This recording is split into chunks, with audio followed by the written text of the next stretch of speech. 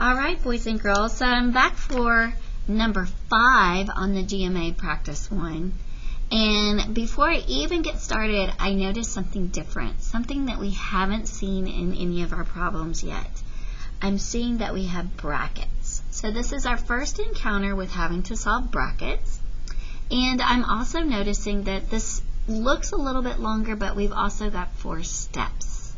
So when I'm thinking about this, what that means is that I have 4 actions that are going to have to happen. So I have multiply, multiply, subtract, and multiply. So whenever I'm looking at how many actions it's going to take to solve the problem or to simplify that expression, I always want to think about the actions that are going to take place. So to get started, I'm going to start again with my plan, GMA.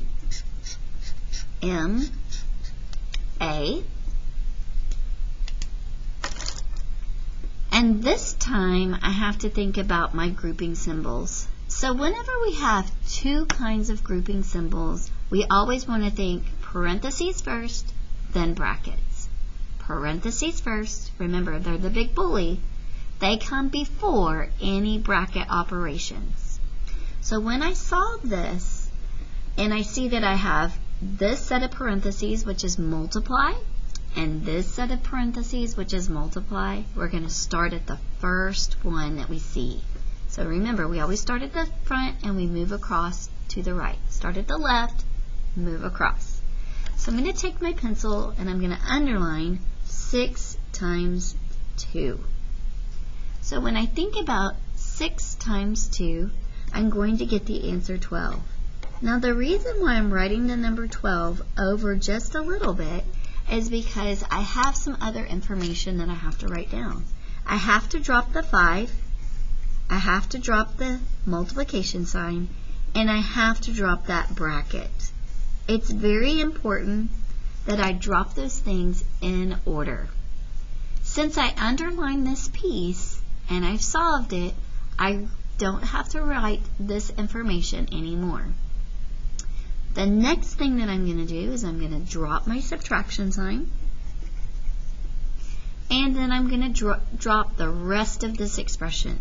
So that's parentheses 5 times 2 parentheses bracket. Alright, so I go back to my plan and I think about the actions. Do I still have some grouping symbols? And actually, I still have a set of parentheses. So I'm going to take my pencil and I'm going to underline 5 times 2. When I think about what the answer is to 5 times 2, you should get 10. 10 is our answer. Now I'm writing 10 right underneath 5 times 2. And then since I have solved this piece that's in the parentheses, I no longer need the parentheses, but I do still need the bracket. So drop the bracket down, and we're going to drop the subtraction sign down. We're going to drop the number 12, and we're going to drop the beginning bracket. We're going to keep the multiplication sign and the number 5. So basically what I'm doing is I'm rewriting everything that was not underlined in step 1. Now I'm ready to go back to my plan. My plan says groups. Do we have any grouping symbols? And yes, we do. We have our brackets. Our brackets are part of our grouping symbols. So I'm going to take my highlighter and I'm going to underline 12 minus 10. And 12 minus 10 is the number 2. So I'm going to drop that into place. Since I've solved the information in the bracket, I can drop the brackets now, and there's no reason to rewrite them. I'm going to drop my multiplication sign. I'm going to drop my number 5. And now, boys and girls, I'm going to let you come up with the answer on your own. Write it in step 4. And in a few seconds, check and make sure we agree on the answer that we wrote. So the answer here is 10. All right.